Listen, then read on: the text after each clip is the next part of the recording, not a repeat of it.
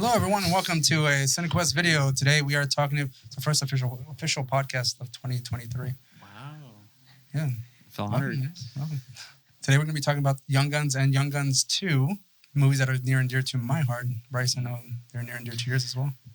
Yeah, big time, man. They'll make you famous.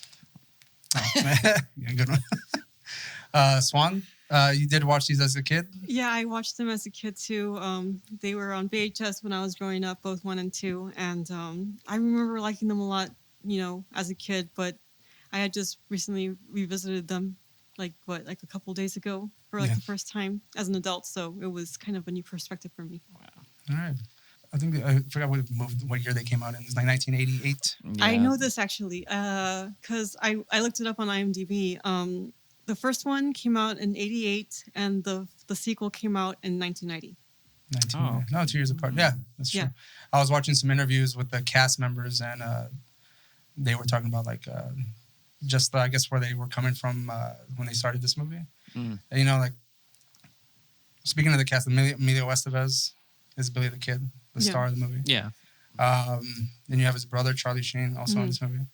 A lot of these people worked together before, because I know Kiefer Sutherland, who plays Doc Scarlock, and the guy that plays Charlie, Casey, they were in Stand By Me together. Oh, I didn't know that. I didn't know Charlie. They were both the villains, yeah. He plays, the guy who plays Charlie was the fat kid's brother. Oh, okay. Like the asshole. Then we have Dermot Mulroney. You all know who that is? Yeah, I know him from movies like what do you call it? My Best Friend's Wedding. Yeah, with Julia that's Roberts. the one I know him from the most. I Which guess one after was he? that. Is he the guy? He's the dirty Steve. Steve. Okay. Yeah, the one the guy's chewing tobacco all the time. Yeah. No, I've never seen him before in any other movies. He's also in Friends.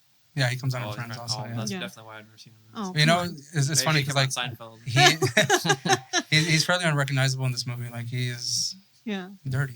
Well, yeah. Well, I was okay. Well, I don't know if I should. I thought it was funny you mentioned that though, because they call him dirty. Like he even dies dirty. Well, we'll explain that later. In the mud. Oh yeah, I didn't even think of that. That's true. He does. So Young Guns pretty much follows Billy the Kid. According to, from what I've read, articles and interviews and stuff, that this portrayal of Billy the Kid and I guess the Lincoln County Wars was the most accurate without being entirely accurate. Mm-hmm. Yeah, without being boring. You mean yeah. Well, I mean, I was reading up on some of the actual, I guess, comparisons between the movie and the real story, and you know how we have 5 regulators? Is it 5 regulators? I think. Right? Yeah. We have Billy the Kid. Charlie Sheen plays Richard.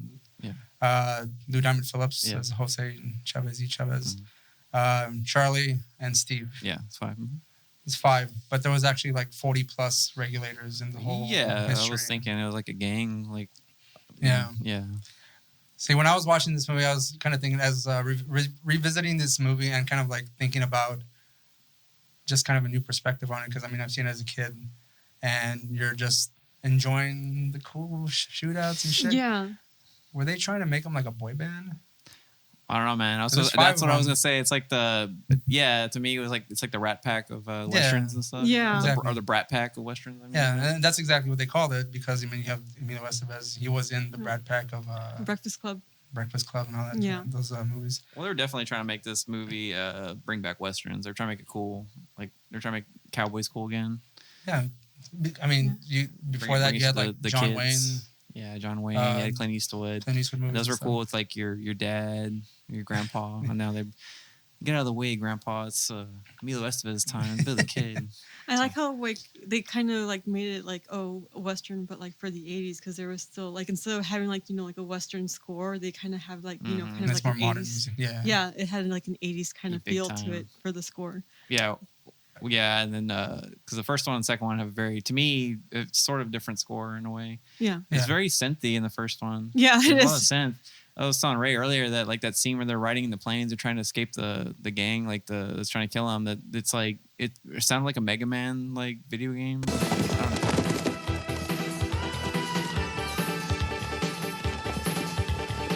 it. It's like I just imagine that being like an old Mega Man, like Yeah, I think it's Super when Nintendo or like like regular Nintendo. I was thinking about that. I think when they're running away from John Kinney. Yeah.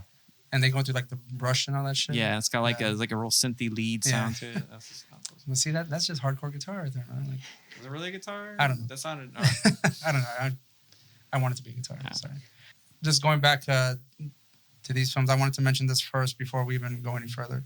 Is that these two films, in my opinion, inspired two of the best songs ever made. Wow. Which two?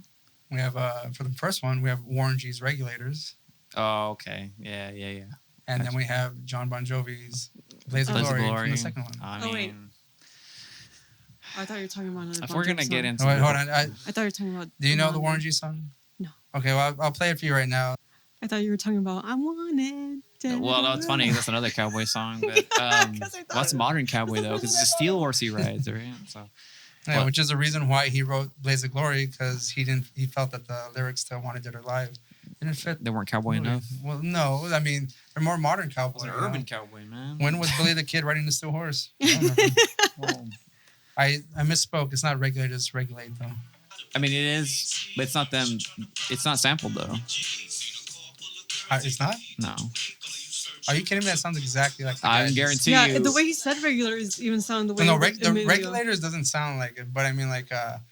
Or it sounds like no, and because just watching the movie today, if you listen to, that's not the full speech. He says no, something. It's not the full, they cut it up. Though. Yeah, okay. Because I don't think that's him, man. That is. It sounds direct. like Warren G saying it. I'm pretty sure it's Warren G saying it. Are you telling me Warren G went like Southern drawl to like? That's not something. I don't know, man. I just that's after watching him. it today and then hearing it, it does not sound like a sample. Exactly the same. Exactly the same. I'm telling you. And okay, like I said, where are all the chicken noises in the back? So I wanted to get that out of the way. So for anyone who's actually watching or listening, that they should know if they're watching this movies, they should check out these songs because they should have put that movie in. It just makes you. It's just kind of solidifying the fact that these movies are great because they inspired these amazing songs. Yeah, no. Well, Blaze of Glory. Now, was that inspired by Young Guns 2 or was it written for Young Guns 2? Well, he watched the movie. Yeah. He saw a cut of it. Yeah. And then he wrote the song for it. It's for the movie, mind you. But like, when he was asked if he could borrow "Wanted Dead or Alive," Mm-hmm. And he saw the movie, he felt like it just didn't make sense. So he decided to just, get up one day and write a fucking amazing song. Because he's Bon Jovi.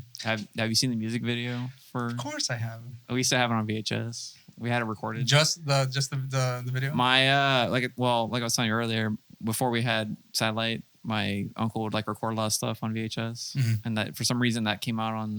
I think there's a movie on MTV and he just happened to record that on there too, so we had it. It's the one where he's like at a drive-in theater. Yeah, on the cliff. And then at the end, the screen catches on fire and stuff. Yeah. Wait, what song was this? It's a Blaze of Glory. The video itself has like a lot of landscapes as like Young Guns, the first one.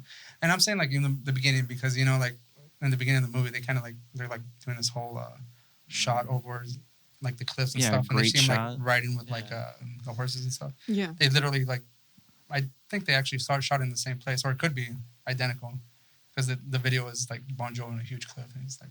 Yeah, I need to see this. Well, we could get like these drone shots now for pretty cheap. I'm pretty sure there was a fucking helicopter. Oh yeah, for sure. Taking those that shots. was money on that shot. That was money put behind that. It was just like a really long stick, and they like brought it down there. yeah. Let's talk about the cast of this movie. What do you think about the cast? It's an all-star cast. Well, I mean, it was a great cast. I think Emilio Estevez as Billy the Kid it's pretty good. But I don't know if you've ever seen a picture of Billy the Kid. He's actually pretty ugly. Yeah, he has like sloped shoulders. Like his shoulders, like very like. Well, when they took that picture in the first one, like they would do these comparisons. It's like, wow, he looks eerily like Billy the Kid, like. But I mean, it's just because they recreated most of the wardrobe and stuff like that. Well, he's short. I mean, and Billy the Kid was a small guy, so I guess that's pretty good. I really can't say much about the other people because I don't know them. I don't know the historical. Well, I went to go look at pictures of like the characters. The actual like people. And they are ugly people. Well, yeah, of course. There weren't handsome people back then. I mean, a lot of them were missing teeth and stuff, so sometimes. yeah, I mean, they all have like, well, they all have pretty sweet mustaches. Oh yeah. That's for certain. Well, there's nothing too. Emilio Estevez's teeth. Like, why is his teeth are like super white, and there's like other people who have like historically accurate teeth in this movie. Like we're talking brown teeth, and it's like he's the only one who's got like it's like super white Maybe and they're straight. kind of like fake teeth though. I don't think. Well, like George Washington, like he's got wooden teeth in there, like pearly teeth. I don't know. Yeah, man. Well, I mean, that's where you get like the accuracy, like the costumes of this movie. Like, yes, but tell me, Arkansas Dave Rudabaugh is still handsome because that's my man. That's you see, I didn't see a picture of that one. No. But I mean, if he looks anything like Christian Slater, I mean, sure, why not? That's my favorite character, just so you know, in both movies. Wait, Arkansas Dave was only in the second one, no? Yeah, he was. That's what I'm saying. But he thinks he's like out of all the characters, he's like the fucking best one. I like him. I don't know why. I don't know. I remember liking Billy the Kid a lot as a kid. So. He kicks Chavez's ass in a knife fight. So, I mean, he didn't fight fair, but that's true. That's true.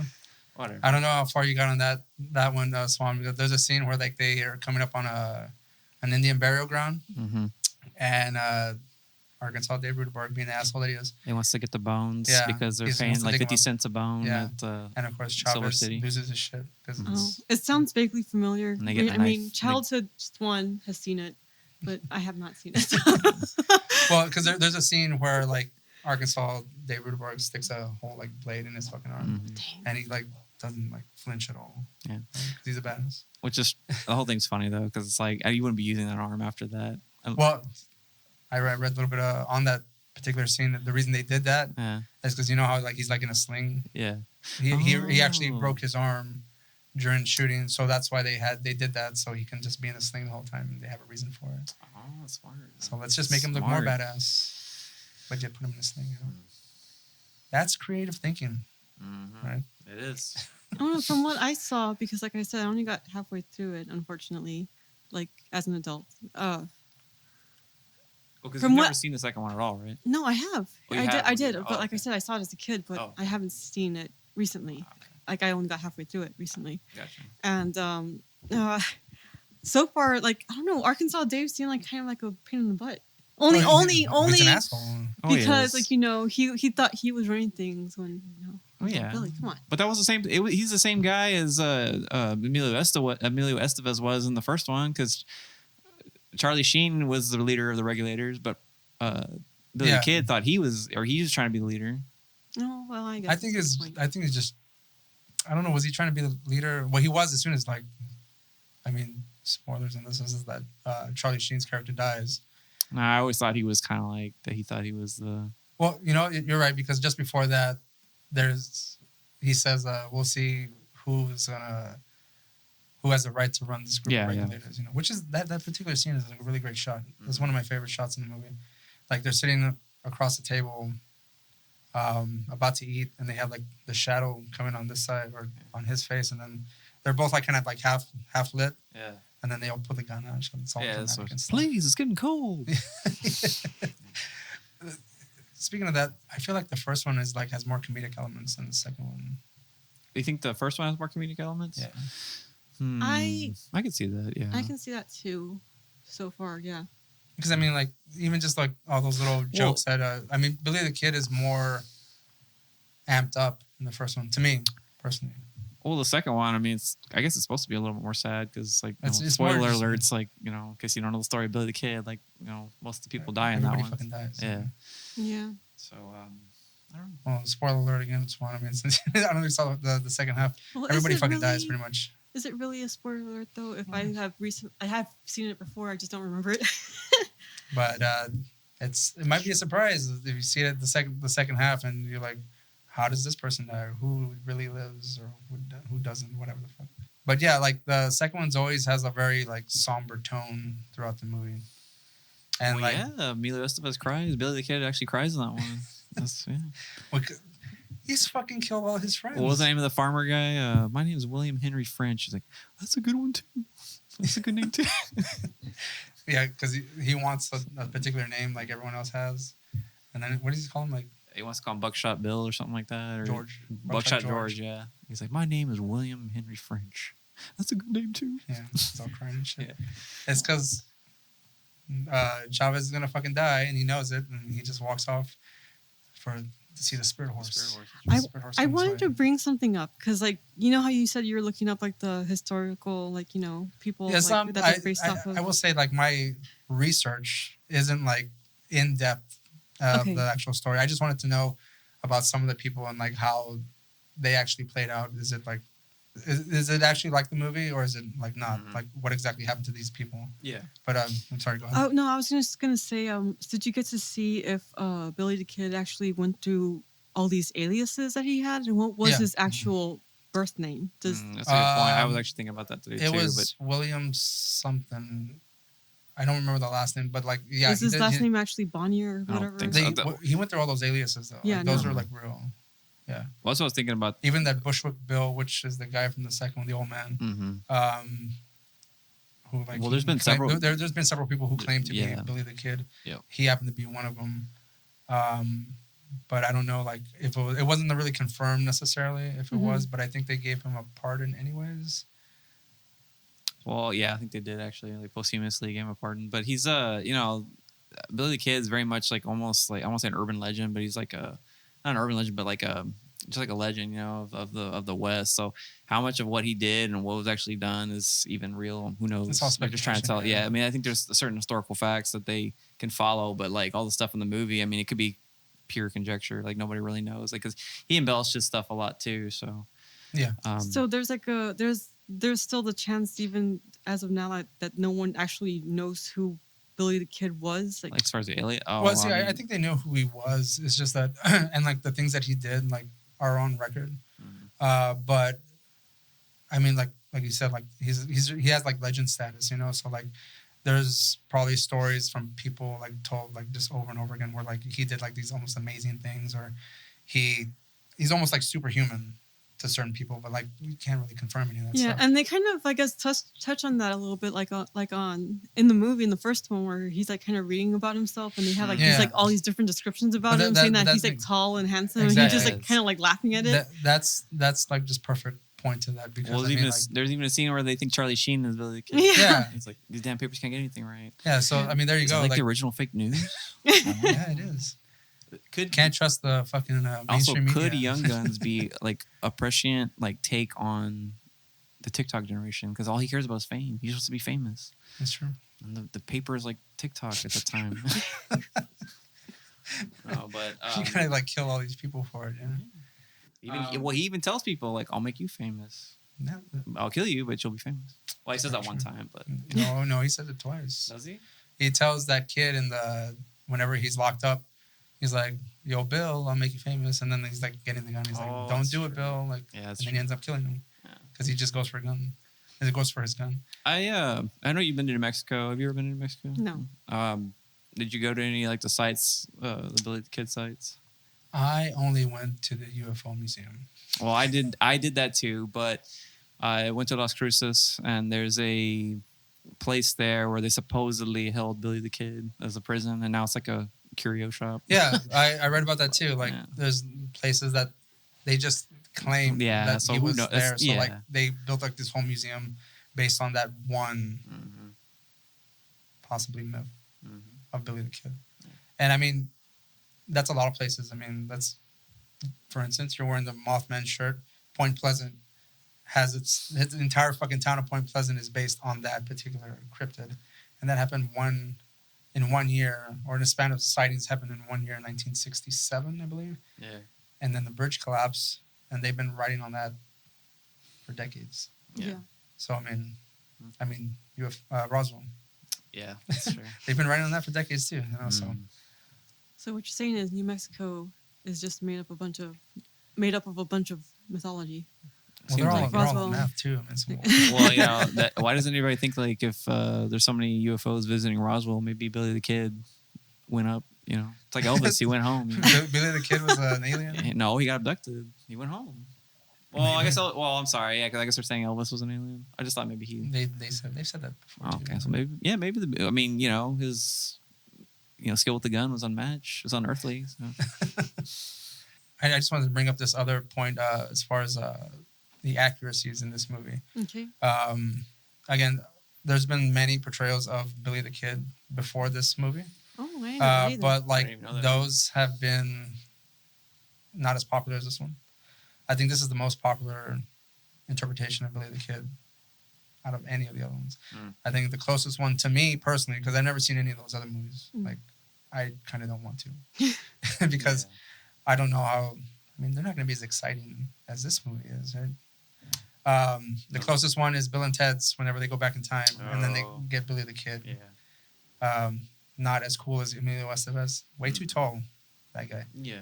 There have been other portrayals of him since Young Guns, and again, I think they're like TV movies and stuff like that. I've never seen those, but they're not important. I just wanted to bring up that fact. Yeah. That this is not the only interpretation of Billy the Kid, but is probably the most popular. It's the only one I knew of, honestly. I didn't know there was other. Well, I mean, it makes sense, but like I mean, when you think of Emilio Estevez, you think Billy the Kid and Coach Bombay from the Mighty Ducks. Yeah, you think about Billy the Kid coaching the Mighty Ducks. Yeah. I didn't know there was any other Billy the Kid movies. There's a lot. Oh, that's funny. Like all the way from like to the 50s. Yeah. You know, I would love somebody to go and do a deep dive on like the what resonated so well with Young Guns. Was it like at the time it was made? Was there just like a huge disenfranchised like youth at the time, and like everyone just kind of was trying to be famous and they connect with what his story was, or was it just because they had all the celebrities? I think it was the cast, man. You think the casting did it? I think so too. Well, because after, like for instance, Emilio Estevez again coming off of like Breakfast Club and St. Elmo's Fire, like he was like fucking riding high, like he's like, and we didn't know this. Like I didn't know this until like probably earlier yesterday. So was that he was older than Charlie Sheen? I thought Charlie Sheen was older. Yeah, I thought so too. Man. I thought Charlie Sheen was younger. Yeah, he's 4 years. Emilio Estevez is 4 years older than Charlie Sheen. I thought it was the other way around. So you don't think this movie would have done as well if let's say had maybe Matthew Broderick playing Billy the Kid or John Cusack as the leader of the gang? Yeah. Oh, that would have been terrible. Yeah. Very interesting, very different movie. Being familiar, Patrick Swayze. Yeah, being familiar with like those actors, I don't know. I mean, they could.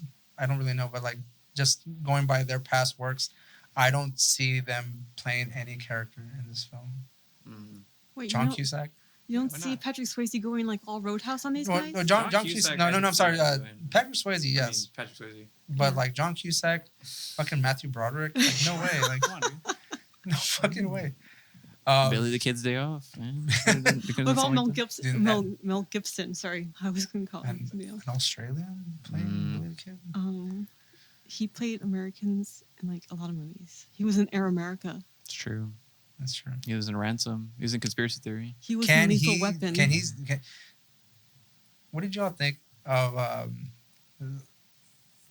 Charlie Sheen specifically? His accent in the movie, the first one. Like I thought it was kind of funny. Like it's kind of bad. It was bad. There was some. Yeah, there was. I can't even. Man, I really should have wrote it down. But there was a scene where he says some word, and the way he says it, I was like, maybe you know what I'm talking about. There's a scene where he says something, and I'm like, what? How's that word? Why did you say it like that? I don't know, but like even when he says Billy is like, I think it's why'd you kill a man, Billy? Maybe it's, oh my god, I gotta think of what the scene it was, but it's like but Emilio Estevez like nothing, like just straight. He plays it straight the whole time. Yeah, like as far as there is no accent for him. At least I didn't hear it at all. But I feel like Charlie Sheen like goes like ham on the accent. It could have been the drugs. Yeah, maybe. It could have been the drugs. Emilio Estevez, he twangs it up a bit. He does like a little country here and there. So a few things. Well, he'll say like howdy. Yeah, howdy. Howdy. Yeah, I mean. Yeah, so that's what I'm saying. He's trying to do a little bit of that, but he's not going overboard with it. But Charlie Sheen goes fucking ham. Yeah, I know. Like when he says like, "That's a fargan line," you know. Yeah. Well, you know what? That's a fargan. What is that? I don't know. I heard him say fargan like a bunch of times. Like, yeah. Instead of saying any sort of like curse, he says fargan. Yeah. Well, and then calls him a son of a bitch. But I mean, like, yeah, he says fargan a lot. Yeah. Wait, Charlie Sheen does? Yeah. Like whenever he gets angry, like he'll say like, when he gets pissed off at Billy for. Whenever they first started killing some of the Murphy Men. You know, I need to go back and rewatch like another Emilio Estevez movie, like Mighty Ducks, because I'm more than certain he's doing a slight accent because oh my god, there's like a time he's like Mr. Dung Heap, and like he kind of like, or you can go to hell, hell, hell. He has like a slight accent when he does that. It's not over the top. No, it's not Yeah. like at all. Because I mean, he just sounds like fucking Emilio Estevez, being like fucking nuts, you know. Yeah, I mean, I don't know. Like I will say between the two of them, like Charlie Sheen and Emilio Estevez, I feel like I always enjoyed Emilio's performances and his delivery more than Charlie's. Well, let's think about that for a second. Like, how many movies do you remember Charlie Sheen being in, Honestly, as opposed to Emilio Estevez? I remember. Well, I mean, honestly, like I think I remember personally more Emilio stuff. Like I Yeah, remember that's him what I'm from saying, Mighty yeah. Ducks, from like Young Guns.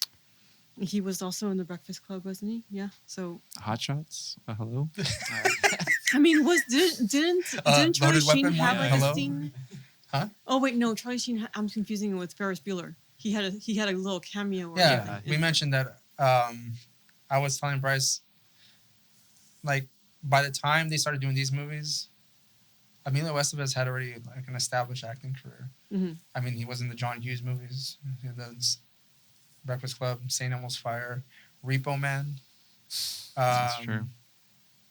I think it was a Stephen King movie, right? Yeah. Repo Man. Mhm. And then of course he's doing this one here.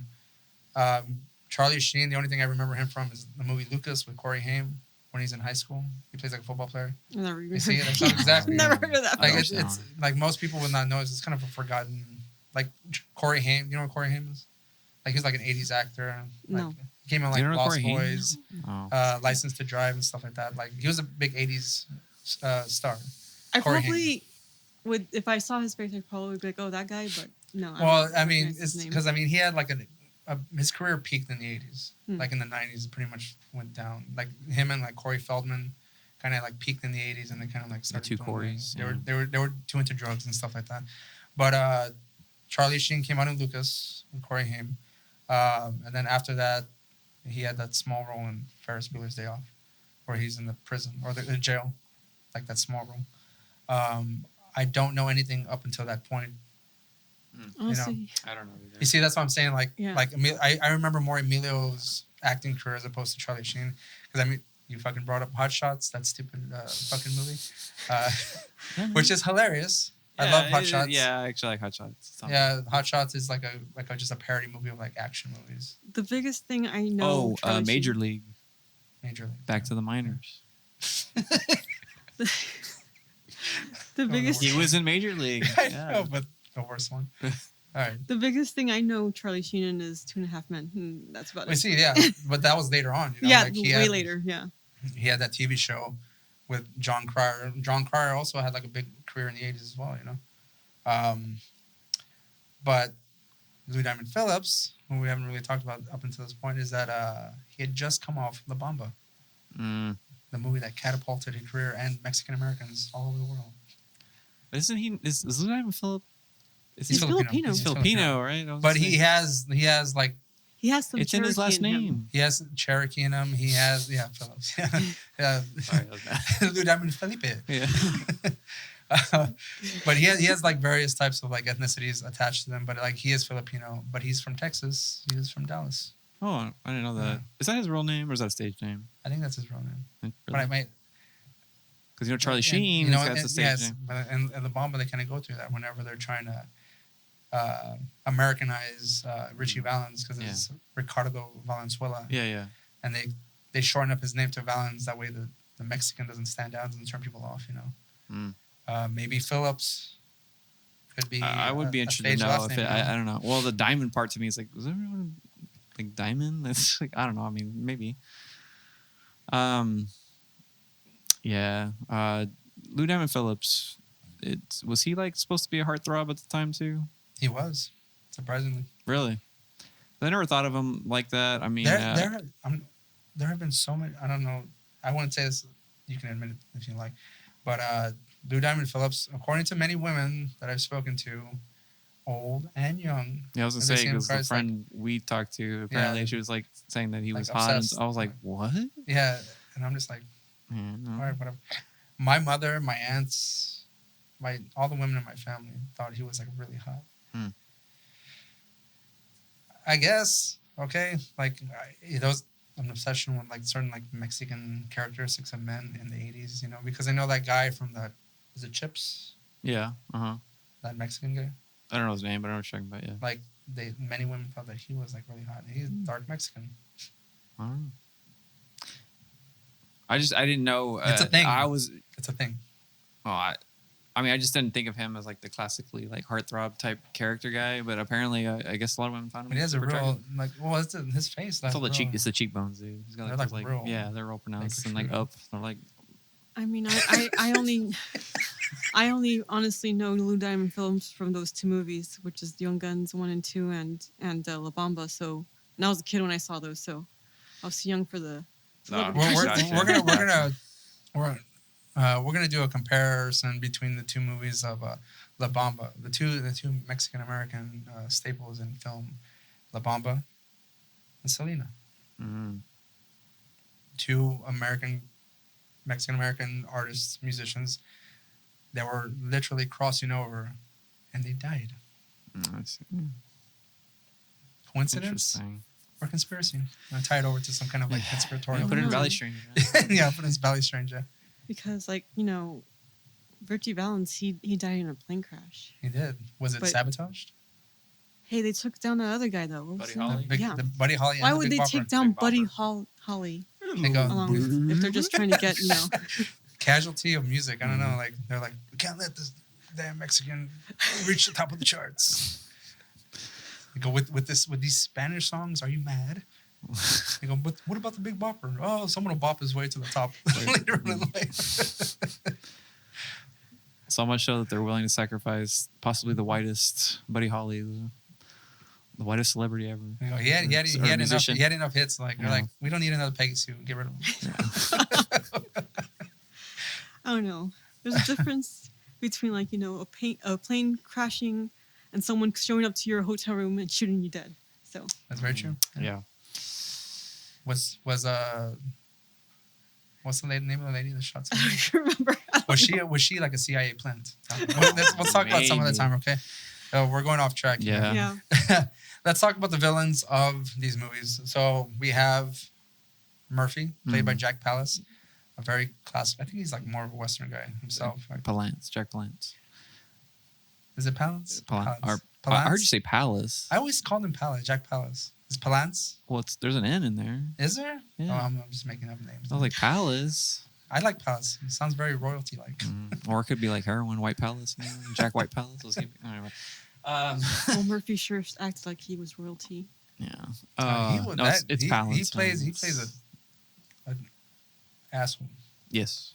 Mm-hmm. And plays it very well too. Very like almost monotone, kind of doesn't like really break character too much. He breaks out of that Irish accent at the end. He doesn't. He's like set it on fire, but it's like, where's your Irish accent? Like I didn't know he was Irish. Yeah, like he was singing some jigs in the bar. Yeah. When Irish eyes. Like he's like there and a lot. I thought because like when he had that whole thing with, like, you know, Tunstall at the beginning, I thought he was just like, oh, you can't just come in here and stuff like that because, like, you know, Tunstall was English. So I didn't know it was because it was an Irish against an Englishman. Yeah, because John Tunstall, because Murphy for one, that's about as Irish name as you can get. But he tells John Tunstall, he's like, this is a different land. It's like, it's not, because, you know, historically the English have kind of like oppressed the Irish and Scotch and all that. So he tells him, like, this is a new country. Like, it's not, we're not. What does he say something about to the English? Or he's basically saying, like, we're not going to bow down to you because, like, you're English or whatever. It's like a different country.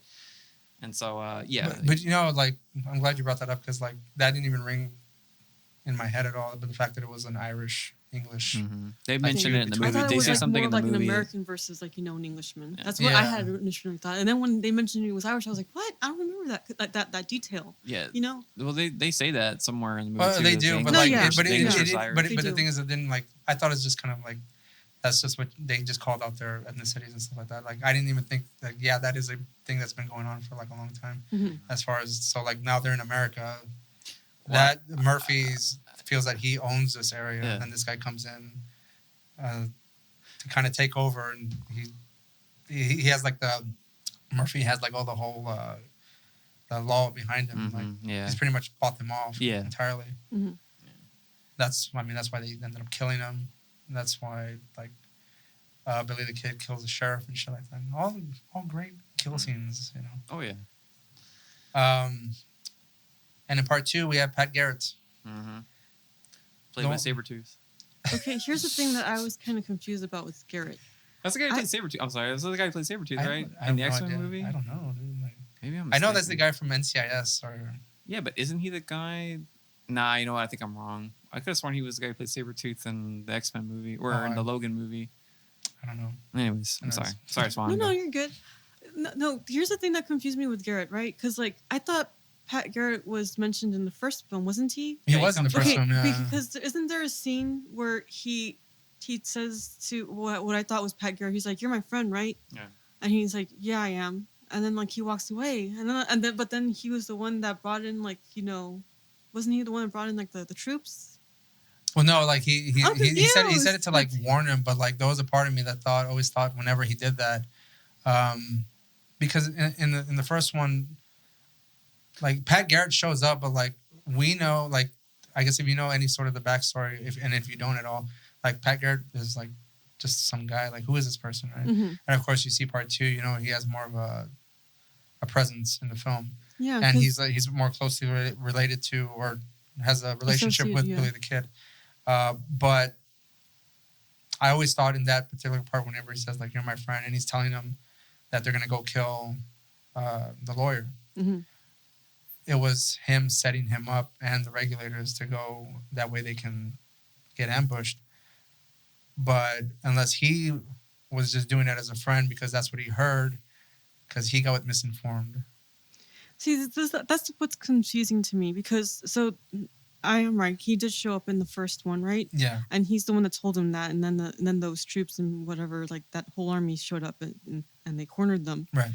So if they introduced him in the first movie, and then he had that whole exchange with him about like asking him if you're his friend or whatnot. What confuses me is that like, was he just like a regular guy telling him that, or was he kind of like law enforcement already telling him that? In the film, I don't know. And another thing that confuses me is he seemed pretty like lawful in that scene. Like, he seemed like he could have been. Yeah. I just want to retract my statement. It was not the guy who played Sabretooth. I don't know why I got that mixed up. He was the guy from the. He's an NCIS guy.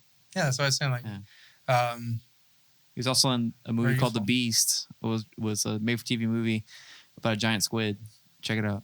Okay, and then like there was another part. Like, so if he was the one from the first movie that said that to him.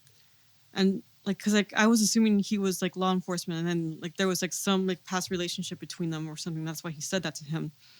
But then when they show him in the second movie, they're like all chummy together, and like riding together. So I don't understand like how you can go from that. That is another thing, like the continuity between the first one and the second one. Because like whenever I saw the second one after seeing the first one, I mean later on when I was older, I was confused as to like why he's kind of just quickly introduced in the first one, but then they're all chummy in the second one. Yeah. But I think I was thinking about this on the way over, to be honest with you. Since they're talking to, they're getting the story from Bushwick Bill, like the old man. In the second one. Mm-hmm. So he's telling his perspective. So like, however it happened in the first one doesn't necessarily follow the continuity of like going into the second one, because I know from doing a little bit of reading on the subject, I was curious because if they were so buddy and they were riding together and they were in the gang, like how he could just turn on him, like on a dime. I was like, oh, then he's just a money hungry bastard. Like, how could they be friends? Like, why would you do that? Yeah. But I mean, there's also plays into the fact that he's like always kind of like trying to like he wanted to capture him, but like everyone else wanted to kill him. So like anytime those. Whenever $1,000 at that time, man. Yeah, he was trying to Viggo Mortensen, like Viggo Mortensen comes out. Segment, like he's gonna shoot Billy the Kid, and then he shoots off into the doorway to kind of like get him out of the way. He's like, why'd you do that? Yeah, there's a couple of times where he sabotages. Like even Viggo Mortensen tells him like he tells him, oh, we'll go down to the arroyo, and he's like, that's a little convenient, don't you think? Yeah, he thinks he's just trying to sabotage him, So I don't know. It didn't make sense to me, but again, reading up on it, they had to like I guess make them a little bit more chummy, because I mean like that's where like the whole relationship with the pals thing comes into play, Also, his name's Brushy Pete. Bushy Pete. Sorry, Brushy Pete. Bushwick Bill is one of the guys that tries to like kill them. Apparently, they were drinking buddies in real life. Like Billy the Kid would frequent or at least drink at Garrett's bar. Yeah, because Garrett was apparently a bar hand or something like that. Is this historic? Like apparently from like the real story. Oh, but this is before he owned. This is before Garrett's place. Well, see, this I think that they never rode together. Like that was never a thing. I see. They were just drinking buddies, so they weren't like that close. But they were that friends. doesn't make for a good movie. Exactly. So I mean, the Garrett's place thing was part of like I guess historical fact. Like he was going to open up a place, but then eventually he was elected sheriff. Right, but I think they kind of sped up the process so they can go and capture Billy the Kid. Like so, I mean, like in the movie, obviously that's where they take the liberties with the story, and they kind of have to like make it fit. But going back to that scene, Swan, since you're an actress, did you not feel like when in the first movie, I don't know who plays Pat Garrett, but didn't you feel like that was kind of a badly acted scene? Which one? In the first movie, was like he turns around, and is like, "Yes, I am." It's just like, well, he seemed weird the way he was very stiff in his lines. I'm here to warn you that. He's like, it was like a fucking Oregon Trail character. It's like I'm here. Yeah, to he warn was you like that. that guy was real stiff. Yeah, so, and that's another thing too. It was Pat Garrett was played by two different actors. Yeah, both movies, that's not the right? same guy. Yeah. Okay. That's what I'm saying. Like that scene to me, it just seemed very. It was like they shoehorned it in. Like, hey, we gotta put Pat Garrett in this movie. Yeah. Who can we get? And it's like they just got crew member. This guy. Yeah. They got the guy at the craft table. You know, the craft service table. Service table. What? He's like, they got the gaffer. Yeah. Like get the guy who handles the deli meat to be in this film. I've never acted before. I don't care. Get in there now. Read this line. He's like, Billy the Kid, you are. Yeah. They're gonna kill your friend, the lawyer guy. It's like say his name. He walks away. He's like, Pat, are you my friend? Yes, I am. Billy. Yeah. And they cut it off at the billboard. I don't know. I just felt like it was a strange scene to me. Like I felt like they really shoehorned that in. They're like, we gotta fit Pat Garrett in here somehow. I don't know. I just wanted your opinion on it. If you thought it was acted strange, they had to like. I didn't notice honestly, but now that you mentioned it, like go back and watch it. It just it's the way he. I don't know. It was just even Emilio Estevez is like a little stiff in that scene. So in my opinion, I mean, maybe he's just acting. He's just like feeding off that guy. He just got like he's like he's a goddamn amateur. He was mortified by this guy's acting. He's like, I'm gonna tell you, you're never gonna be in Mighty Ducks 2, right? He's like the deli guy. Yeah. Oh. Were you the one that brought me my sandwich? Right. Yeah. Yes, I am, Bill. Yes, I am. You know what? I'm gonna say that from now on. Anytime somebody asks me some question, it's like, Bryce, you gonna do that? Yes, I am, Bill. Huh? Yeah.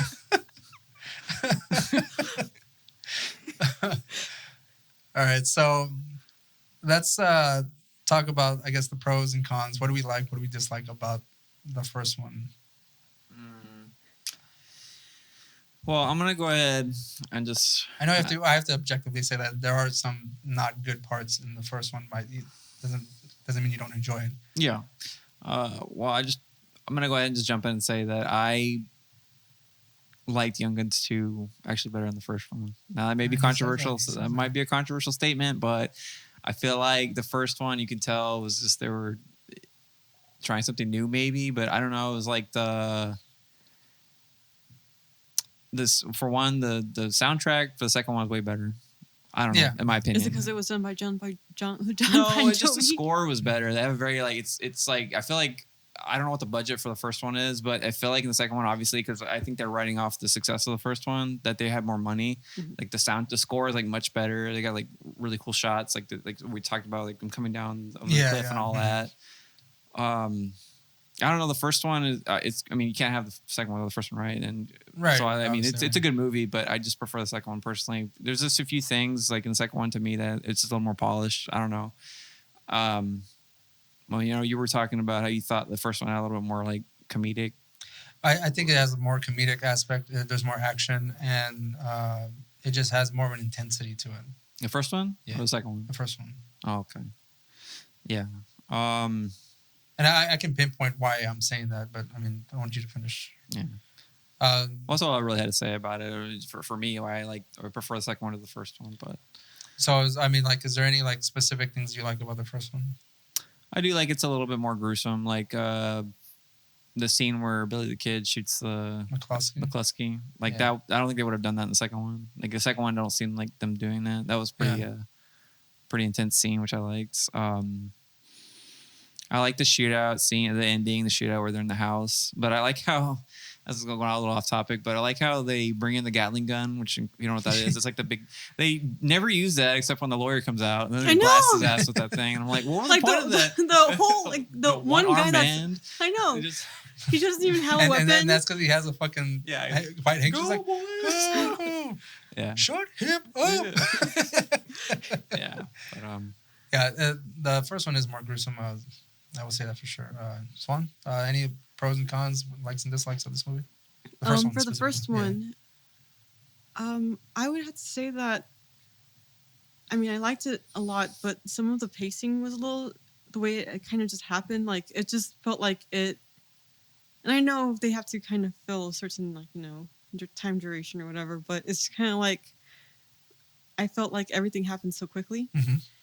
And some things happen a little fast for you to be able to care about it. Mm-hmm. Especially one thing that kind of like I thought happened too fast was kind of like Charlie getting married to that woman.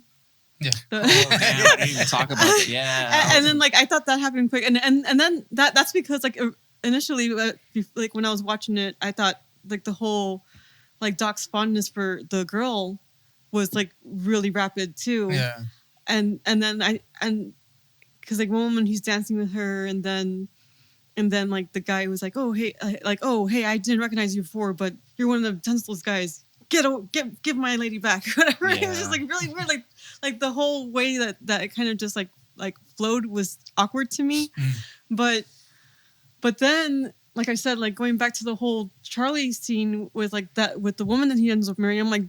I was just thinking, I'm like, didn't he just meet her like a few hours ago, and now they're getting married? He did put a coat on her. So that's right. That's a big thing. And then, like when he was leaving too, she was like, "No."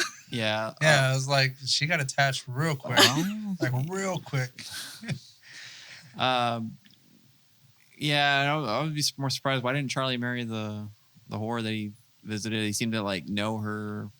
He just wanted a hug. Yes, but he went to go see her because he like knew her or something.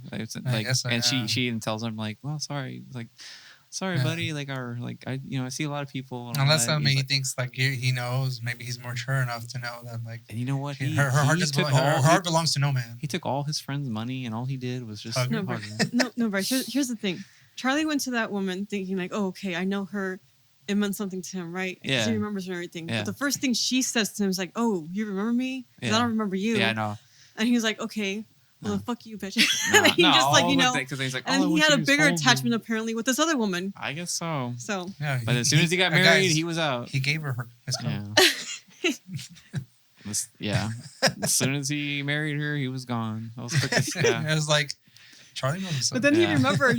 He remembered her when he was scared for his life. He's like, I got a wife. I got a wife. Yeah, that's funny. Yeah. Okay. So as far as I'm concerned, I do like the first one better than the second one. I will say because I've probably seen the first one more. I like the shootouts. I like how more violent it is. Mm-hmm. That's kind of one of my favorite parts. Is just like. Them just like randomly killing like all these people. The shootout at the end. Yeah. They have the one scene where they throw him out the fucking trunk. Yeah. And I showed this to Bryce. There's a show called The Righteous Gemstones on HBO. It's with John Goodman and Danny McBride and stuff. They're like an evangelical family, and they have like whole like business and stuff like that. There's a scene where, and it's totally random, I guess, in the movie. There's these characters that kind of betrayed them at some point, and people were sent to kill this couple, right? And they just so happen to be watching Young Guns in this scene, and there's a point where like they see that they're surrounded by these people and they have guns themselves, and the guy, the guy's wife gets in the trunk, and he throws her out the second floor. In the trunk, and when she comes out, she's all like dazed and stuff, and she's just shooting all over the ground and stuff, and they just kill her. Yeah. Did they use a Gatling gun? No, they didn't. No. It was a bunch of automatic weapons, semi-automatic weapons. But like, I told Bryce, like, I've watched that scene so many times just because it's from fucking Young Guns. Yeah. And when he throws her out of there and she comes out and she's all like dazed and stuff, because I mean that's how it would have happened, right? Yeah, for sure. I mean, he's going out the second floor in a trunk, and he's still like alive in that thing, you know. Yeah. And he comes out like, but he's Billy the Kid. Come on. Yeah, he comes out like, almost like he got like rejuvenated or something. Yeah. You know? Don't you know he's like basically superhuman? Yeah, exactly. So it's like, maybe that's why they put those elements in there, you know, like to kind of like add to the lore of Billy the Kid, you know. Yeah. Because he gets shot a bunch of times too, and he's still going. Another thing that I wanted to say that Young Guns 1 has over the second one is the peyote scene. Come on. Oh, yeah, that is one of the funny scenes. That to me, like that's like the most. That was the scene that resonated with me the most, even as a kid. Like I always like remember, like especially like what was the name in Dirty Steve or Dave, whatever, when he was like, "Did you see that big chicken?" I always remember that line, and I remember, and when that scene came on, I was like, "Oh my god, this scene is just as I remembered as a kid." Because I mean, everyone's like experiencing their peyote so differently. Like Billy's just kind of like playing with his gun, throws the gun. Charlie's like when he like stretches and he just pukes everywhere. Yeah. And of course, Steve is like losing his mind. He's like hallucinating, seeing like huge chickens and shit. Chavez is like having some kind of spiritual awakening, like trying to find like the answer to which direction to go. And Keith Sutherland's like, he's become like poet. Like his voice is all deep and slow down. I know. Why does his voice get deeper? He's just like, she's my butterfly. She's mine. She's mine. There you go. That was. You don't know why. It just feels that way. Yeah. See, that's one of the best scenes in the movie, right? And that's why I'm saying it has like there's a whole. It could be like a whole 5-minute scene, even them going to like the reservation. Yeah, and stuff. that just. I and he's like, "How come they ain't killing us? Because we're in the spirit world, asshole." Yeah. Miles was riding the horse backwards, talking to the. He's like, "Howdy, how are you doing?" He's like, "Hey, did you know we're in the spirit world?" Why did his voice get deep? I don't know. Like. Well, then, and Charlie Sheen is like the straight man. He doesn't partake. And then I like the scene where they're like, "And Lord, forgive us for partaking in heathen customs" or something like that. Yeah, the heathen religions. Yeah, heathen religions. Yeah, they're all just kind of like, yeah, like whenever actually they're gonna leave, and he's like, "Regulators, mount up," and like, he hears like Steve going, "Oh," like just screaming. Yeah. He's like, "Goddamn heathens!" Yeah. That's good stuff. But yeah, so like again, those are the reasons I like that. The one things I didn't like about the movie were the relationship between Doc Scurlock and the Chinese girl Yen. Mm-hmm. Like I feel that was shoehorned in just for like extra plot of the movie, so he could care about something. Because I was thinking to myself, what would Doc be doing in the movie if it wasn't for that relationship? Mm-hmm. Right? He wouldn't have anything much to do. You know? Yeah. I do wonder though in the second movie, like, did he marry her? Because doesn't he have a wife? Well, he has a wife, but it never mentions the side girl. You know? Yeah, he just took her away, and he's like, "Well, I'm not gonna marry after all." Yeah. Well, and make your way in New York somehow. Yeah. To your point, Swan, about things like moving at a fast pace, like the McCauley character, he kind of just comes in, he assimilates into the group, and then he's a traitor, and they kill him. You know, like that happens real fast. So you don't have any backstory as to him. Like, there's no real like consequence. It seems like to like the audience caring about that situation or that dynamic, because he just comes, he's there, he's hanging out with them, and then like we're supposed to just assume that he's a traitor too. But yeah, so like there's certain like pacing things that happen within the movie that I do have a problem with, because like there's no real investment in certain things that happen so quickly. Yeah. Like speaking of Doc, there was this one scene of his that kind of did stand out to me, and I kind of questioned it. I can't remember what the situation was, but I think he shot someone. He got blood splattered on him, and he was just kind of staring there, like, you know, like he was kind of like. They shoot him in the head. And he gets splattered with the brains. So but why did that have that effect on him? Was that the first time, like, you know? I think it was the first time like Did he's he? seen something that gruesome. He's a tenderfoot. But yeah, but like since he knew he had a gun, and I thought, did he never kill anybody before, or did he never witness a murder like that? At that point, I don't think they were like Hardened criminals. no, like I don't think they were like killing people, because I mean even like with Charlie Sheen's character Richard, like he's very by the book, you know, like until when they start killing people, and that's Billy just kind of like blowing people away. Even the other guys are kind of like, oh shit, like we didn't expect that. We're just supposed to take people in. And like, because we're the law now, you know, but Billy's just kind of like casually just like shooting people. I think Doc was more like, even though he was more reticent to kill people, I think he killed more than they let on, because even in the second one, when they're trying to break up or whatever, and Billy the Kid says, he's like, hell, Doc, you're responsible for half the people I've killed or whatever. So it's like, but I think that has to do with like whenever they were actually killing people in that particular time. Yeah, because I mean, you know, like the papers are kind of getting it all wrong. Yeah. So I mean, he probably killed he killed a lot of people, you know. But yeah, they're just attributing it to Billy. Whoever kills, it's always gonna be Billy the Kid, because he's like more, you know, sells papers. So it's like they're gonna say he did it. Yeah. But yeah, I don't know. I think at that time, Swan, I guess maybe like probably he wasn't as used to it. Yeah, I mean, maybe he just didn't want to get brain splatter on his face. I don't know. I don't think any of them were, because I mean, look at the reaction of like Charlie and like Steve. Like he's just like, oh Billy, what the hell, like, Jesus, and like they're all like kind of in shock. Yeah, you know, exactly. Because he just does it. He's a cold-blooded killer, like right then and there, you know. And I think that was the first. Other than that, the first guy he kills in the restroom, you know. And they were supposed to. He turned on one of their own, allegedly. And I mean, no one knew if he was really a traitor or not. He was just kind of like under the assumption, like, oh, that when he looks at him and he's like, oh, I saw that. And he's like, what? He's like, what'd you see? He goes, he knows what I saw. And then he just. But and that's the thing too. Like Doc seems shocked, and then he does, like when Richard is like you know, telling Billy like what the hell, Doc kind of snaps out of it. He's like, no, Billy's right. He was acting strange. So it's kind of like he's shocked. But see, even if that was the case, I don't think Doc would have killed him. Like they probably would have just taken him in too.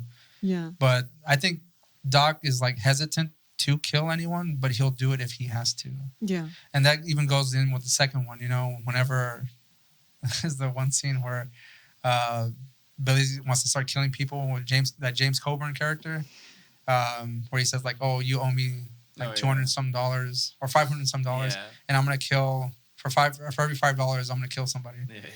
And he's supposed to get French guy to kill him, but like Doc does it because he's gonna end up shooting Billy. Oh yeah, he's gonna get the drop on him. Yeah, he can't get the gun out.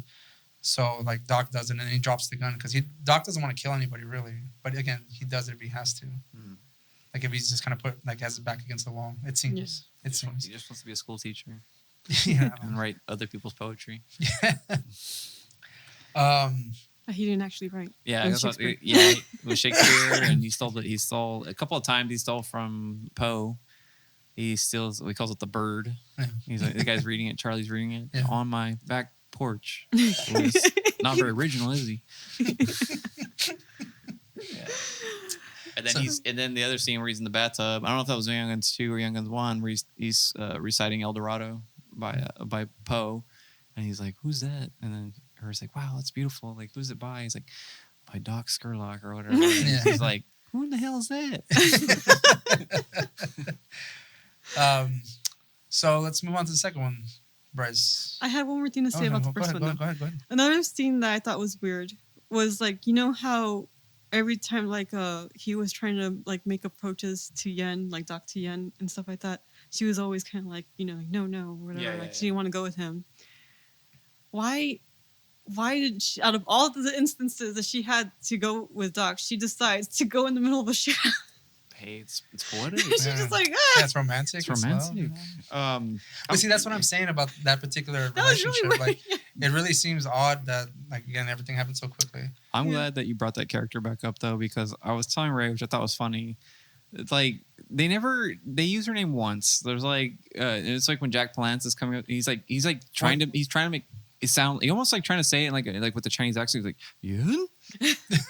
Yun? And then he opens the door or whatever, and it's like, what the hell? And then later on, Skurla or Doc, he calls her, like, oh, it's like, oh, Murphy's China doll. He goes to China doll. And then at the very end of when he's like running after Yen, Palance is like, China. See, What's that? see, What the hell is that? See, like when he's saying that, Yeah. Doc goes, yeah, and he screams her name. Oh, okay. Yeah, But so- like, why is he just screaming China? Like he's like running, China. What the hell is that shit?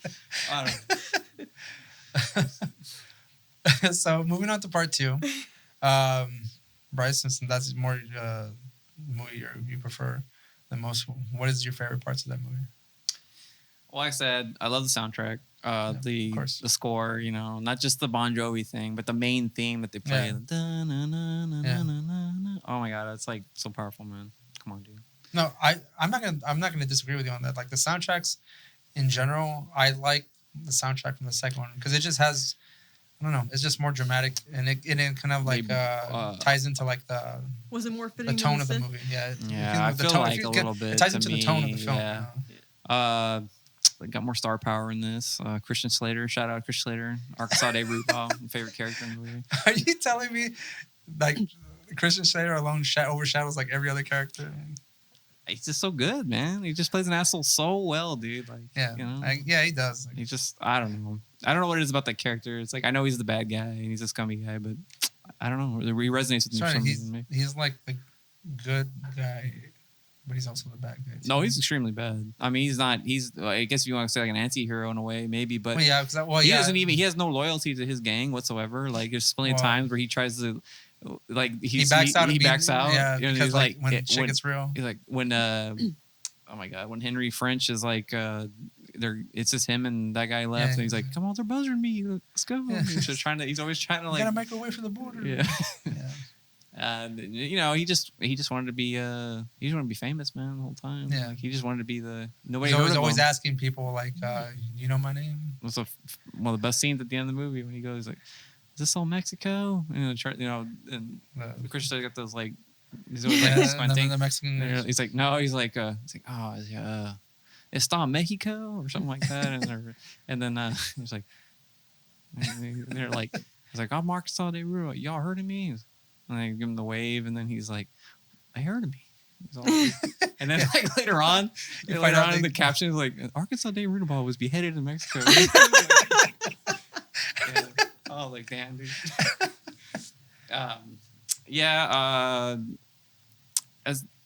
know you were saying that it's a little more action packed than the first one, but I don't know. I like Pat Garrett. I like the actor who plays Pat Garrett. I like that whole dynamic they have in the second one. I want to be kind of like Viggo Mortensen. I just like the actors, and I don't know because I had no idea who Charlie was. I didn't. You know, you said he was from what movie? Well, I mean, he's also an '80s actor as well. Like, but see, like, I didn't even know that. He came out in like Stand By Me. I just know that they worked together prior to this movie. Like I think I discussed earlier, I feel like it was a little bit more polished. The shots are good. Yeah. Cinematography is really good in that movie compared to the first one. I mean, I love them both. But score, cinematography, actors. There's some great scenes in that one too that I love. I love the scene where he shoots the guy with the shotgun full of like coins. And he's got a little bit of comedic. It's got some comedic stuff in there too. No, it does. But I just feel like I'm like I said, like there's that whole peyote scene. There's a whole scene. True. Where it's just them like reacting on drugs. Like I feel like Young Guns 2 is a little bit more emotional, obviously too, because it is more emotional. People are getting killed, And I will say this, like one of the more emotional deaths in the film. Even when I saw it in theaters at the in Harlingen. Yeah. Nice. Whenever they kill Kiefer Sutherland's character, Doc. I remember, like I said, I remember that as a kid. Yeah. I remember that being an emotional scene. I'm sad that I haven't gotten to see it as an adult yet, but that scene alone, like always, like give me all like sad and shit. Like, I don't want Doc Skurlock to die. It's talking about the fable of the three kids, and it's like the third one said, "I will finish the game," and then he tells him at the end, he's like, "Let's finish the game, Billy. Yeah. He gets shot up. Yeah. It's great, man. Yeah. So, I don't know. Like scenes like that to me, like I know it's like it's a sadder movie because people are dying and all that, but you know, and then People of course, were dying in the first one, though. Too. yeah, but like no one cares about those dudes. No one cares about Dirty Steve. I think in the second one, it's more Billy like kind of realizing that like the fact that he's responsible for his friends, his pals. Like he's pretty much responsible for them all dying because like he was kind of reckless in the way he was. Great lines too. He's got he was all about lines revenge, you know? at the end when he's Brushy Pete and he's like, "You asked me if I got scars, Mister? Yes, I got scars." I don't know, man. I just something. You know what? Going back to what you said earlier about Young Guns, that you've seen it more. I think that's maybe also why I like Young Guns 2 more. I'd seen it way more than the first one. There's a lot of things in the first one I had to go rewatch because like I don't even remember that. There's a lot of scenes in it I just had forgotten. But how can you see the second one more than the first? Like how can you revisit that movie and be like, okay, yeah, no, I'm just gonna just skip Young Guns. Here's and the just thing. Go right to Here's two. the thing, Swan. What's funny about it all is it's really the same story. If you want to get into it, I mean, it's all about Billy the Kid. It's just the only thing about the second one is it has the ending of Billy the Kid. Yeah. You know, it's the start of Billy the Kid, sort of. We, as far as we know, I don't know if he really ever go live with a guy named John Tunstall, or like was that that was real? Like all that was real. Okay. Like I mean, to the extent it is portrayed in the movie, I mean that's kind of they took a lot of liberties with the way things were portrayed. So I mean, even that scene in part 2 when Doc dies, that was actually Charlie. Like in reality, that was Charlie who died that way. Oh, okay. Because Doc ended up being the third leader of the regulators. Oh, okay. I didn't know that. Because they all like Chavez, Doc. Richard, he died. Charlie died, obviously. I believe Dirty Steve. Like they all lived like fairly like 50 in their 50s, 60s, and stuff like that. Yeah. So they all grew old. Like none of them really died in the film. And I think the French guy and the kid. Mm-hmm. I think the kid actually died, like from the second one. I mean, but the French guy, like William French, like, he lived also. Like he was also part of the regulators. Mm-hmm. So like these characters kind of came into like the way they kind of were portrayed in the movie. Like they technically were in the regulators, but like the way it's portrayed in the movie is not the way it happened, obviously. Because I mean, Chavez dying and then him going to the. I mean, it wasn't documented. He saw the spirit horse or anything. You know, like it'd be cool if he was. Are you sure it wasn't documented? Yeah. Did he finally get to go west? Yeah. Well, on the spirit horse. On the spirit horse, yeah. So like he flew to the west, I guess. Yeah. But as far as like things that I like about the second one, again, soundtrack, acting. You have Christian Slater. I do like the relationship between Billy and Garrett, even though it's technically not the way it really happened. Mm-hmm. The deaths hit me harder because again we're invested in Doc and then Chavez. Yeah, and then whenever Chavez gets shot and you know like that's it, like you're sitting with the fact that he's gonna die for a good period of the film, and you just don't know when it's gonna happen. And then of course when Billy sees him and he's just like, yeah, let's go. Billy's recklessness got his friends killed, and he realizes that shit. I was gonna he's say a fucking psycho killer. Like, I was gonna say I don't know if this was like an actual plan that he had in real life or whatever, but I thought it was so hilarious. Like I don't think it's meant to be, but there's a scene. He's like, I was like, it's okay. We'll settle up and we'll ride to Canada. I was like, what the fuck? He's gonna go all the way to the other side of the. Yeah. It was like it's just absolute recklessness. Like he wants to go all the way to Canada. Yeah, but you know like the whole pals aspect of it. Yeah. It seems like every one of his pals wants to move on with their lives. Just either start a family, Doc and Chavez. I don't know what the fuck he's doing, but like he obviously wants to move on. They all want to get away from Billy because he needs. In the first one, he talks about how he's the last of his people. Right. So I mean, mind you, he's not afraid to die. He doesn't want to break the sacred hoop. That's what he said. So all of them except for Arkansas, they root well. He just wants to be. Yeah. Well, the thing is, like, I was thinking about like other movies where like there's one person who kind of stuck in the past and wants to keep the party going, so to speak. It's basically this type of movie too. You know, like Billy the Kid's the young kid who wants the party to keep on going. Good point. He wants his friends to keep on riding and never. Basically, for them to write till like they're dead, you know. Well, yeah, and he says that I believe it. Yeah, in the second one where he's like talks, he's a little speech about it. He's like, there's nothing I wouldn't. There's times where I thought there's nothing I wouldn't do to keep the game together. Yeah, exactly. Yeah. So I mean, like that he got them all killed. Mm-hmm. You know, and in fact, his friend ended up turning on him. Yeah, and he said, him, you know? yeah, but Billy the Kid's such a good friend that he's like, there's nothing I wouldn't do for a friend. He's like, I'll even turn my back on you so you can make it easier when you shoot me. Yeah. And by the way, who has red candies in a pinata like that? That's too symbolic, man. I was like, there was a bunch of hot tamales in there, man. That's all.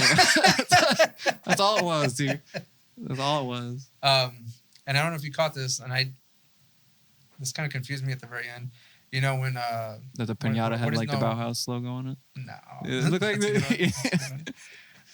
what's the I forget the old man's name. Which one? Bushy Bill. Oh, yeah, Bushy Pete. Bushy Pete, yeah. So when he's recounting the story, right towards the end, he says, "I would never steal a horse from someone I didn't like," and he's like, I didn't just like him, like I love the son of a bitch. At the end, when they're at the funeral of Billy the Kid, someone takes his horse. Yeah. Yeah. And then he kind of just stares and is just looking. So it implies that Billy the Kid is still alive. So as an audience member, you just kind of like left it up in the air. Is he really alive? Is Bushy Pete really Billy the Kid?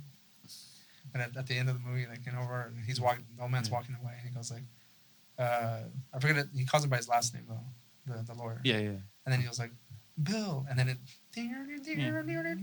He's like walking after him. Yeah. It's like, did I like him? Hell no. I love the son of a bitch. It was like Emilio Estevez trying to be an old man, like just really. Was that really Emilio Estevez? I think yes. Yeah, wasn't he in old man makeup? Big time prosthetic. I thought that was a real old man. That was a real old man. That's no, how he had the nothing but trouble Dan Aykroyd nose, dude. It was like all like hanging down. Nah, it was all prosthetics, big time, dude. That's hilarious. What else can we talk about this movie, man? I mean, well, the you got any more points? Swan. I know you didn't get to see the second one. Is there anything in the second one that you? From the half that I got to see. Yeah. Like I said, there was just the things that I already said, like about it so far was all I really had to say, and like I just didn't understand the whole thing with Pat Garrett, like because like it made it seem like I said they introduced him in the first one, and they made it seem like they did know each other, but like it was like a weird exchange. Yeah. And I thought he was law enforcement in that one, but then all of a sudden he was riding with Billy after like the whole events of the first one, and then he became law enforcement and turned against him, and so that's the part that confused me. Well, in the first one. He was on his way to Louisiana because someone had died or something. He was going to see his family. Oh. So I don't know, but yeah, he did seem like he was sort of official though. I don't know, but no. Yeah, that was a weird thing. I was like, it's almost as if like they didn't really know if they were gonna have a sequel or not. So it's like, well, I mean, I honestly think that they finish off the movie with like telling them what happens to everybody. Oh yeah. You know, so I mean, whether or not you can almost safely say that they didn't think there was gonna be a sequel, but this was obviously a hit. You know, I mean, in '80s money, it kind of like doubled a little bit. Like their budget. Yeah. So I mean, that's a success. I mean that would be a total failure still, you know. But would they make another movie if they had made that kind of money? Like, I don't know. Yeah. But it was successful enough that they made a second one. The second one was successful too, apparently. Yeah. I always thought it was a flop. Really? Yeah, but it's also because of the critics like panned both films, you know. Yeah. It's Brat Pack. Also, it didn't have a very good critical acclaim. No, not at all. I mean, it wasn't up for the Oscar that year. No, man. I mean, honestly, I think Emilio Estevez did such a great job as Billy the Kid. Like, he plays like a maniacal young killer. Yeah, he's a fucking killer. He's just a fucking murderer. You know what? When I think about it, was this an MTV produced movie? It could have been. Yeah, I was saying, it almost seems like it could have been I guess for the time, like an MTV movie. But yeah. I guess a question I would ask is, do you think these movies could have been made today, or do you think that they could have? How would they try to market westerns to kids nowadays? It would just be a bunch of K-pop celebrities in there playing Billy the Kid. I don't know. Swan, what do you think? I don't John know, Cook but is Billy the Kid. I Oh, feel sure. like I don't know how they would do it today, because isn't there like a one called Yellowstone or something like that? Or Yeah, but Yeah, but that's still with like old. Well, Like, no, like Yellowstone. Kevin Costner, right? Like, that's Yeah, but Kevin Costner. Yellowstone is it's in modern times though. oh, it's a modern Yeah, time I Yeah. believe thing. they're So like it's in not a, like a western from like no, that it's like a time true period. crime, not true crime. It's like a crime drama, or I think they're like, aren't they like drug people or something? They I own don't like know a anything- ranch. I don't know or something. anything They're about doing something like Yellowstone that. I don't. necessarily. I've never seen it, but it's like it's modern times. They're like on a ranch in Montana or something, or I mean in or whatever. I'm sorry. I feel like if they try to make like a western or like maybe reboot or remake Young Guns today, they'd probably be like, I don't know if you guys are familiar with that show Bridgerton. It's like a Regency type period piece. But here's the thing, that like, but like Western style, they'd probably like try to take like the trendy songs of today and try to just do the instrumental versions of them Okay, and so- then try to and- make them like and- in like the Well, Western they're style of gonna that slow them day. down like pretty hard. Oh, Yeah. I guess what would I mean? Even though it's more like a sci-fi thing, would you say maybe Westworld? I don't know. Maybe What doesn't is that have Western? But type it's of not. aspects Is in it really? Is it trying to catch the eye? See, that's why I feel like with Young Guns, it was like let's put all these like hot young actors that are like known for being like the cool kids. Yeah.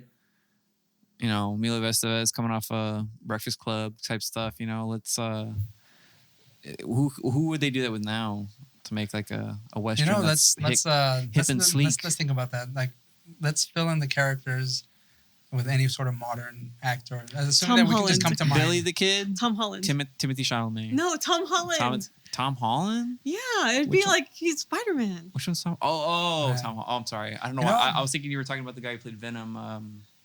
See, I'd see that Timothy Chalamet. Yeah. He played like Richard, Richard. like Dick. Yeah, no. Like, Oh, the you Charlie think Sheen you- character. Oh no way, man. Or he could be You don't Dirty, think so? No Dirty way. Steve. He's He too. could be Dirty Steve. You know, they need to get someone Oh. who's really good looking and Oh, he just could be like really Charlie. making him. He could be Charlie. You think so? He's got the curly hair and like I could Well, see we don't him have to being like a get Charlie. the characteristics of the No, I particular person know, that we but I don't can know, though. I can could see Timothy Chalamet being Dirty Steve. No. Charlie would straight up be Charlie Day.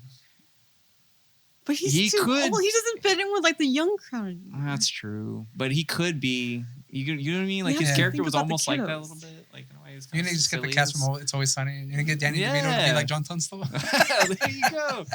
That's not bad actually. Danny DeVito. Danny DeVito as John Tunstall is like, we read in this house. It's like, we come here to teach young men to read. It's just drinking like all his beer and stuff. Yeah. He's pretty much Frank Reynolds Yeah. as John Tunstall. Yeah. Yeah, I think Timothy Chalamet would. I mean, he's not blonde. I don't know if he needs to be, but I guess. I don't think they need to be like specific like characters. I mean, You think I he'd mean, be that was Doc or what? Who'd be Doc? Ooh, Kiefer Sutherland's character. Who would be Doc? I don't know.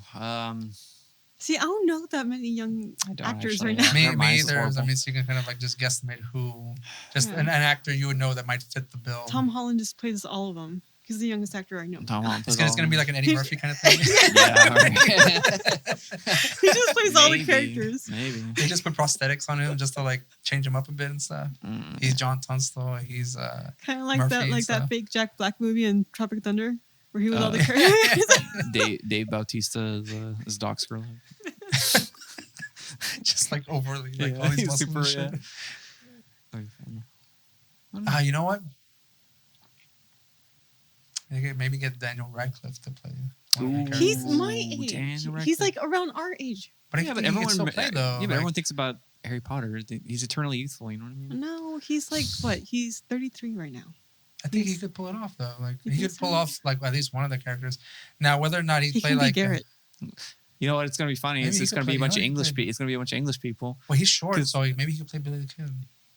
It's true. But so is Tom Holland. That's why I said he No, could be that's- Billy. You're right. And I think Tom Holland has a babier face than Danny Radcliffe. Now- does. none now- of them have more baby face than Timothy Chalamet, though. All right. Now That's are true. we like under the impression that he's gonna be like have that maniacal laugh as well?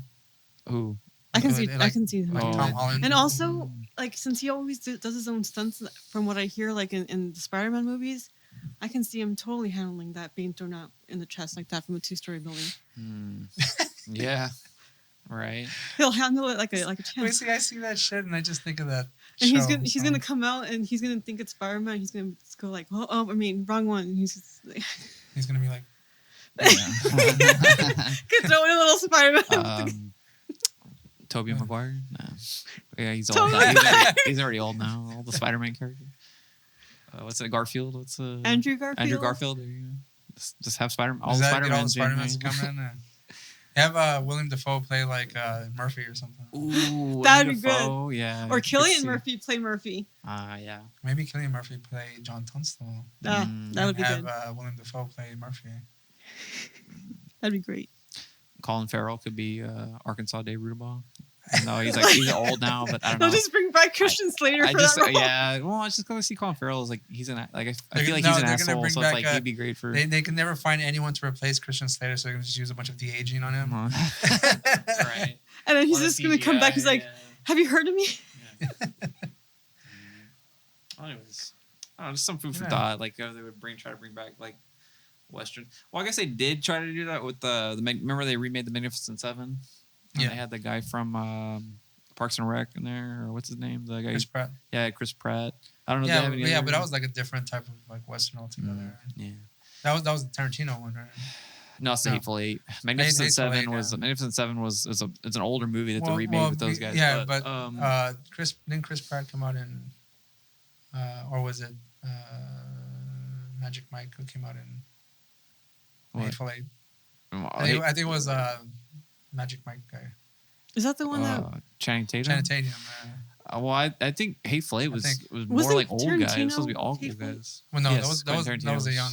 Yeah, he was. That was like a 3-hour long.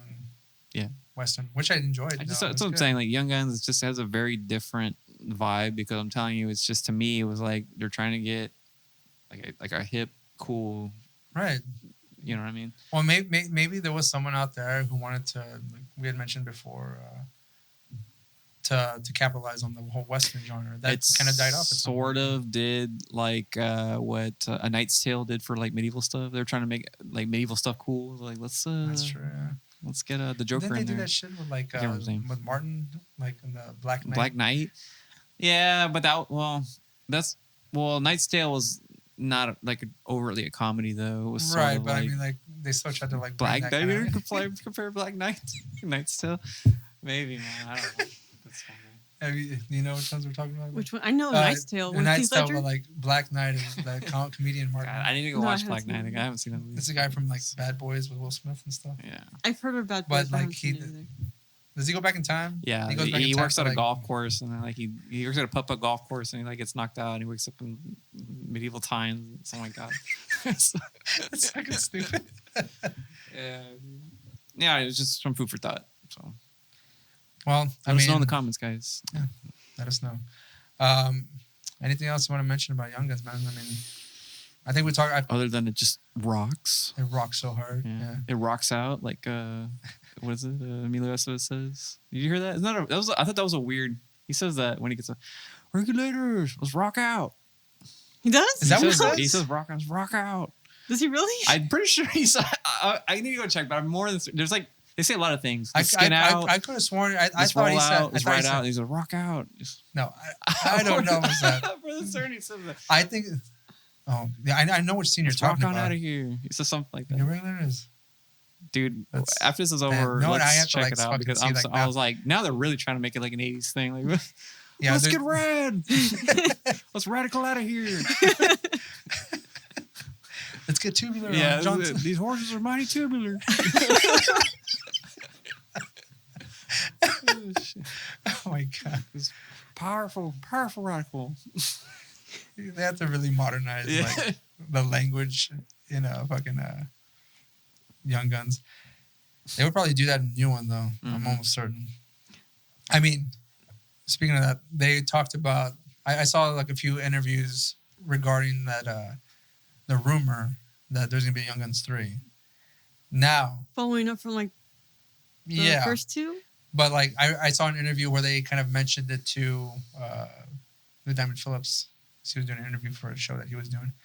And he was like, I don't know how they're going to do it. I mean, we're all dead. He's like, they haven't heard anything about it. He goes, unless they're going to bring some kind of like magical element to it, like where they come back to life or something. I was like, see, even he's doubtful about it. Oh, sorry, this is like back to the previous point though. What about Tombstone? Was Tombstone sort of like that? Well, no, there were young guys though. Val Kilmer's probably the youngest one in there.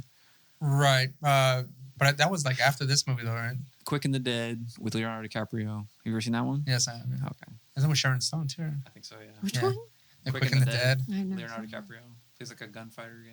No, I no. Well, I mean, as far as like westerns that came out after this, that were westerns that I enjoyed. I'm not a big old western like John Wayne guy. I mean, I think the only one that I'm familiar with is like The Outlaw Josie Wales, the Clint Eastwood one, which is pretty good. Clint Eastwood's, if you're looking for anything that's not like, Clint Eastwood does great westerns. And if you want to go on the whole history of westerns, it's funny though. They're not even, a lot of them weren't even produced in America. They were made in Italy. That's why they call them spaghetti westerns. Because for some reason the Italians are obsessed with the western movies, and they would make them and they would dub them, and you could tell they were all like horribly dubbed. And a lot of the scenes that they would shoot is not even in America. It's like over there in Italy. I guess like they have like some deserts or something like that. But yeah, they were all. It's like if you go to credits of any like old Clint Eastwood movie, they all have like Italian producers and directors and stuff. But I mean, are you a fan of any of the John Wayne? I don't know any of the John Wayne westerns. My dad is a huge John Wayne fan, but I feel like that was more of an older. Well, it's not that. I mean, he likes John Wayne movies, but like there was that one that they remade with the dude. True Grit? Yeah, True Grit. That was good. Yeah, well, that was a John Wayne movie, but my favorite western other than Young Guns, because I'm gonna say right now, Young Guns and Young Guns 2 is my favorite western of all time. But other than that, if you're looking, I will say that too. If you're looking for a good serious, good, like, serious, I mean, like, if you want a serious, western, I mean, like, if you're looking for something that's not like what I don't explain it. Like, if you're looking for something other than Young Guns esque, because Young Guns just fits like I don't know explain it, but I like this. It's got like a vibe. It's very different. It doesn't take itself too seriously. It's got comedy. It's funny, but I really something that's more like what I mean, Ray, is like something that's like a pure drama. Okay, I got you. Watch Unforgiven. Unforgiven's really good. It's got a great movie. Yeah. It's got an old Clint Eastwood in that movie, but that one's real great. That one's good. Yeah, Unforgiven's really good. I like Tombstone a lot. Oh, Tombstone's great. Yeah. I mean, you also have Wyatt Earp the one with Kevin Costner playing Wyatt Earp. I never saw that one.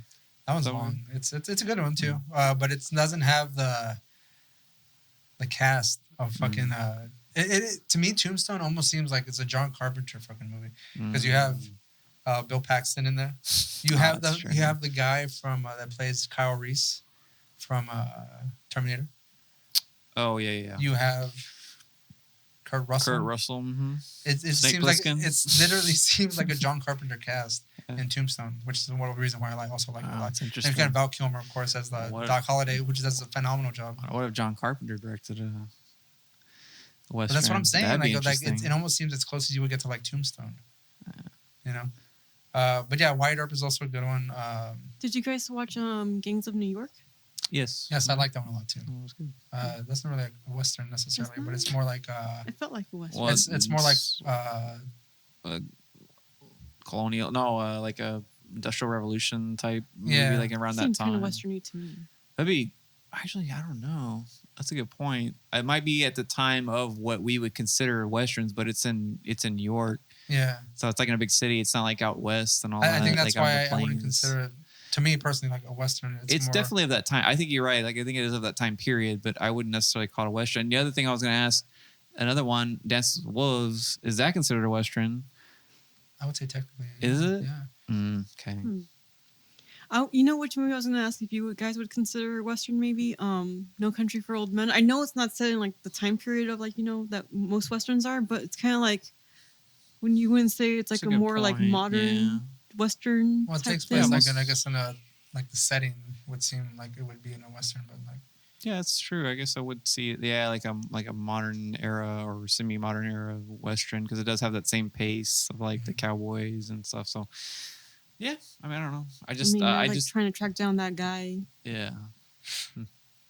And it was just really crazy to me because like they made it seem like Josh Brolin's character was going to be like like the main protagonist of that film, and then he just kind of gets like I hadn't watched it before. Like some of my family, they were watching it at some point, and they were like into the movie the whole way. Yeah.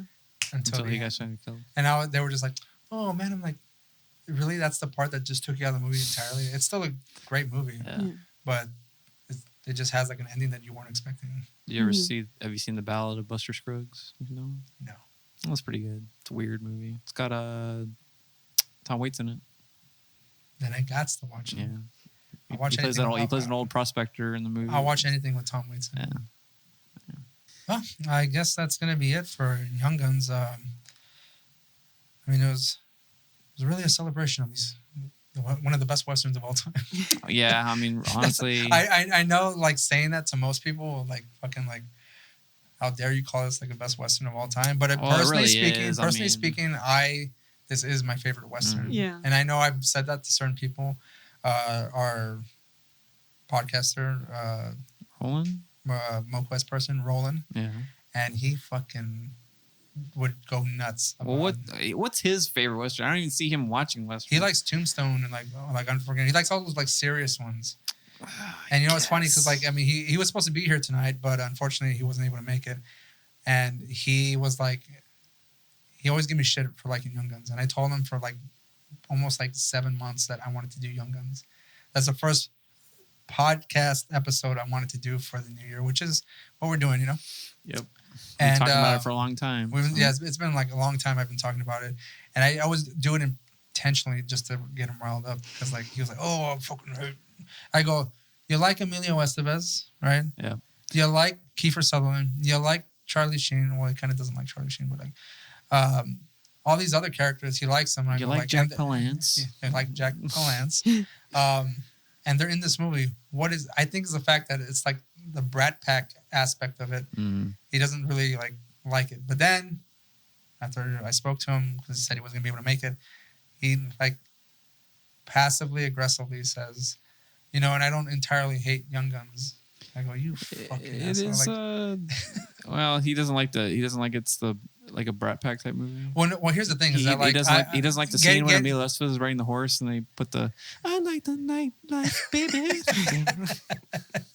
Enough about our other podcasters and stuff. Like, guys, thank you for doing this, Bryce. Thank you for letting us be in your home to film this. Well, hey Ray, you know, I'm no one's son. Just call me Young Gun. Right? Oh my God. I was hoping you were gonna introduce us in the beginning, and I was gonna say something. I was gonna throw that line in there. You know what? But you know what, Ray? It's okay because I never drew first, but I did drew first blood. So Call me Young Gun. yeah, call me. Right. You're just gonna go through the lyrics right now. Right? Yeah. I have an old coat for a pillow, you know, and Earth was last night's bed. You know, they tell me that I'm wanted. Because I'm wanted man. I don't remember all of it. You know, you're born into this world.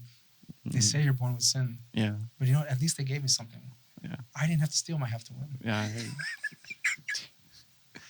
Nice. I don't know if you're quoting like which Bon Jovi song. Is it a Bon Blaze of Jovi? Glory. It's the Blaze of Glory Yes. song. Okay. I'm like, that can't be Dead or Alive. No. I love Blaze of Glory so much. Oh yeah, me too, man. It is one of my favorite songs ever. I will like jam that song regularly. Like, this is not just kind of like for the podcast or anything. Like, it's on my playlist. And a majority of my playlist, like, that'll be a song that I listen to. It's good, man. It's a rocking tune for sure. It was his number one listened to on his, like, you know, his Spotify Wrapped. You know, it never is, but I mean, I've always wanted to like learn how to play the song, but I never like wanted to touch on like I can't. Well, Ray, do what does justice. he have to say about love in that song? I don't remember. Something about I've seen love, something like a candle in the I've wind. seen love come. I've seen it shot down. Yeah. I've seen it die in vain. Yeah. Shot Yeah. down.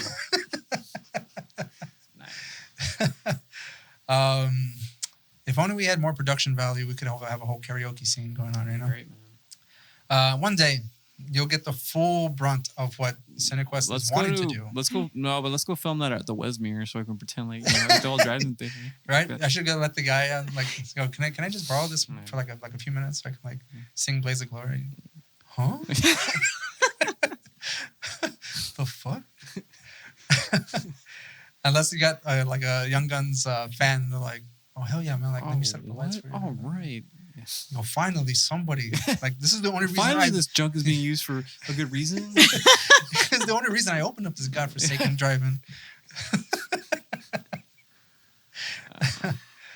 Again, Bryce, thank you for letting us be here. No Swan, problem. thank you for joining us Thank you for having on me. this episode. Again, hopefully it won't be the last. And you'll probably see us more remotely next time, depending on how schedules work out.